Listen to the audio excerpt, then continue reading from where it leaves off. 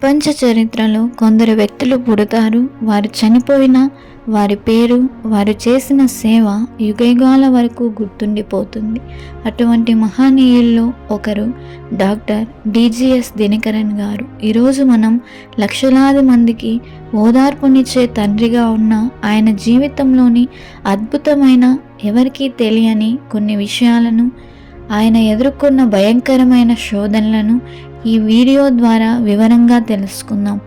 1935 July 1న తమిళనాడులోని సురమంగళంలో ఒక సామాన్య కుటుంబంలో దినకరన్ గారు జన్మించారు. ఆయన యవ్వన కాలం అంతా కన్నీళ్లు, కష్టాలతోనే గడిచింది. ఒక పక్క భయంకరమైన ఊపిరితిత్తుల వ్యాధి, మరో ప్రక్క తిండికి కూడా లేని పేదరికం. చదువు పూర్తి అయినా ఉద్యోగం దొరకలేదు. అందరూ తనను చూచి ఎగతాళి చేస్తున్నారు. తన జీవితం వ్యర్థమని ఆయన భావించారు. అది 1955 ఫిబ్రవరి 11. ఆ సాయంత్రం ఆయన గుండె నిండా భారంతో రైల్వే ట్రాక్ వైపు నడిచారు. ఈ